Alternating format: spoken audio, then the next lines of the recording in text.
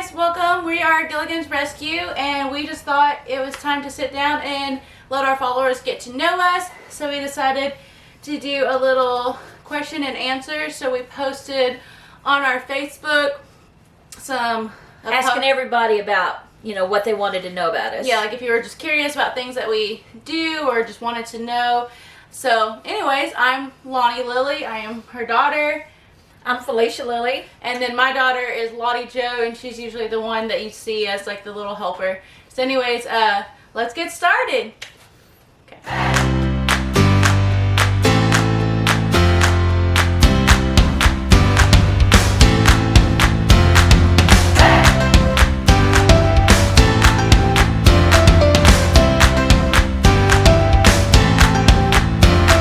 So we're going to start with our first one.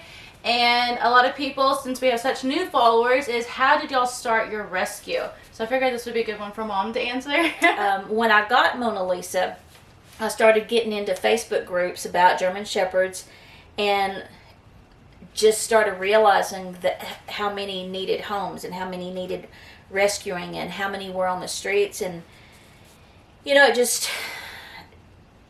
did something. And we had been thinking about it. Because that's when I had Cleo. Yeah, because you had Cleo. And we had been talking about having a rescue when my husband retired. And that was going to be a few years from then, which it was like a future plan. Yeah, future plans. And he's still never retired yet. And so I made a Facebook page called Gilligans Rescue. And basically that page was only as resources. It was supposed to we were just starting working on the marketing, figuring out how to do this and what it was going to look saving like, things so you didn't lose it, and just that was what the page was. And it really, we didn't have any followers and all that.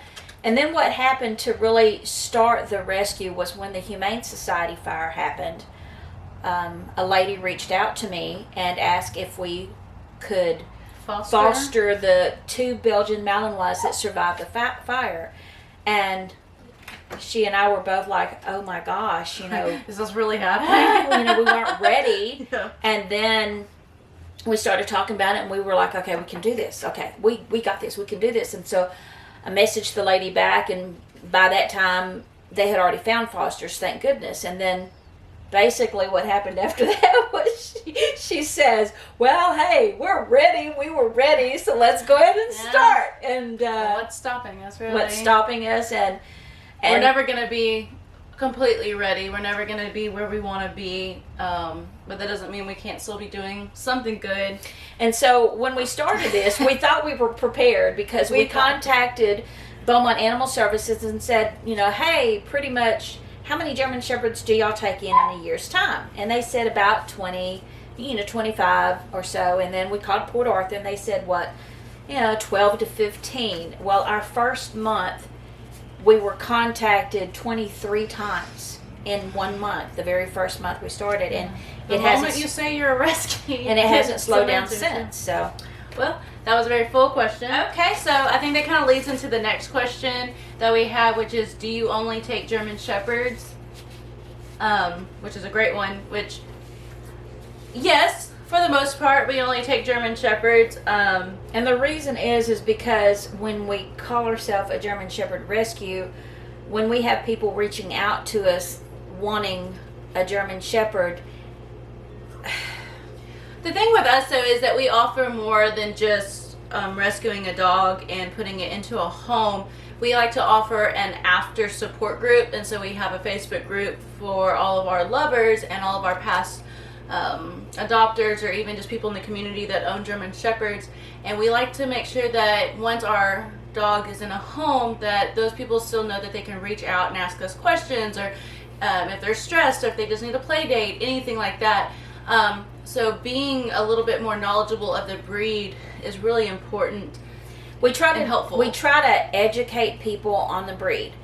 There's a lot of German Shepherds are just a different breed. Well, that's with any breed. Like I own collies personally, and learning about that breed helps you understand when you train them and when you feed them, and it really comes into play with you raising that dog, is actually understanding that dog. And We also wanted to not bite off more than we could chew. That's a big thing That's a big because part. there's so many How dogs do you and narrow needs. down who you choose and not choose? And so us being able to limit it to German Shepherds helps a lot. Because we're small. I mean, if we Sure. were, if we were bigger, if we had more funding, if we had more space and more networking and more places to put them, then we probably could do more and take in more different kinds of dogs. But this way, this is too much anyways as it is. I mean, just the amount of dogs that, just the amount of German Shepherds that people reach out to us expecting us to help is way overwhelming. I can't imagine places like the Humane Society or Beaumont Animal Services or, some of these bigger rescues that have so many dogs. I mean, that blows me away. Yeah, it just helps narrow the scope a little bit on what we're able to take in, because otherwise we get overwhelmed as well, because we want to save as many dogs as we can. And we have to say you have no. to find a way to say no, and help. It gives us a little bit of a criteria for us when we go to take them in. Yeah, and the thing is I have to say more. No, I have to say no more times than I can count, and I have to say no way too many times. I can't help them all, and I have to face that, and I have to do what I can. And I think it's important to realize what your limitations are and what your strengths are. And I feel like my strength is understanding this breed and training them. I'm not a trainer, but I feel like I can help them. And I feel like I can help the people who adopt them understand what's going on with the dog. And, that's the reason we choose what we do. So, yeah. Okay, so I think that leads us into our next question, which is, where do y'all find the rescues? I think that's we where get they tagged. find us. Yeah, we get tagged in so many. We get emails. We get messaged probably which daily. also goes into the whole: do you take owner surrenders? And if we could have a dime for every owner surrender that we get, we'd be a very rich rescue. Yeah, I mean, we primarily rescue or what you say pull. We primarily pull from shelters. And the reason behind that is because the mindset is that the ones in shelters are in more danger because they are at risk of being put down.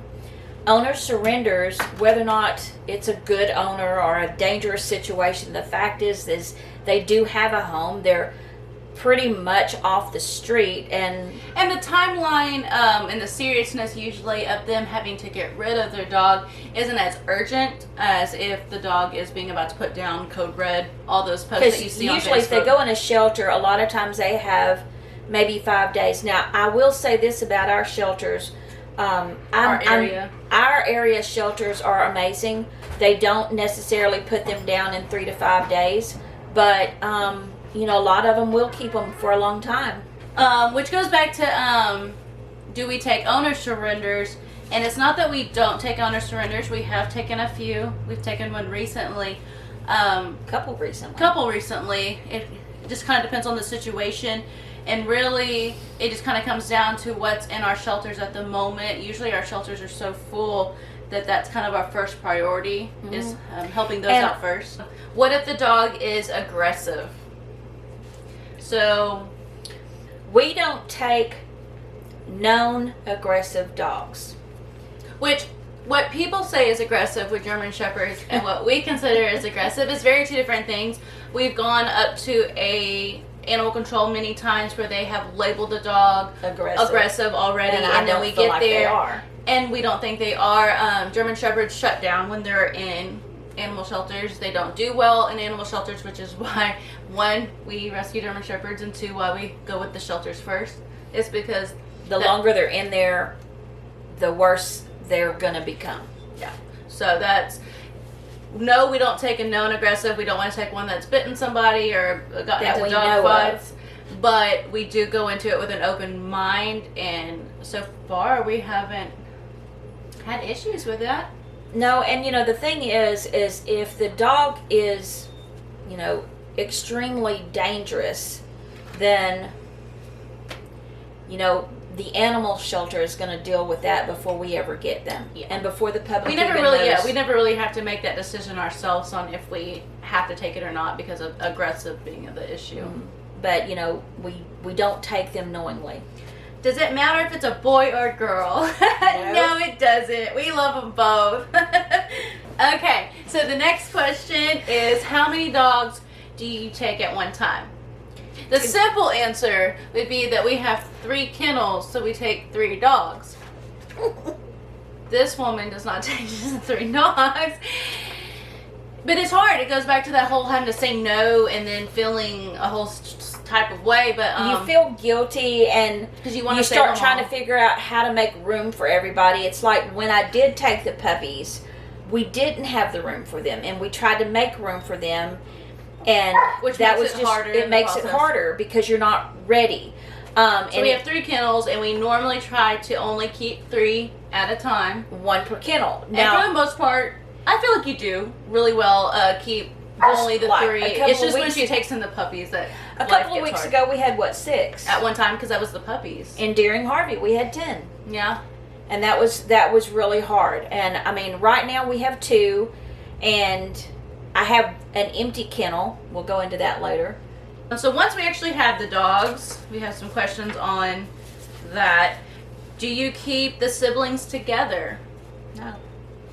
No. Well, we don't really get many siblings. I think over the course of we've been 3 years now. We have had what people would refer to as a bonded pair. Bonded pair. During Harvey, we got what was considered a bonded pair. We called them Charlie and Marley. And the female wouldn't eat by herself. She wouldn't eat out of her own bowl. She would go ballistic if he was out of her sight. And so I had to start working with her. I would start feeding her by hand. And then I started putting him on one side of the kennel and her on the other with the fence in betwixt them. And put a bowl on one side of the fence and a bowl on the other side of the fence. And she started eating that way. And then I started walking him outside away from her and getting farther and farther and then getting out of her sight. Those 2 dogs, I'm still in contact with the owners. 1 dog is in Iowa and 1 dog is in Michigan, and they're loving their life. So that is all the questions that have been given to us. If you want a part 2 and you have more questions, then we would love for you to comment below and ask them. That way we could do a second part. I'm sure there's a lot of things that we skipped out on, and there's always room to make more videos like this. We hope you liked this one.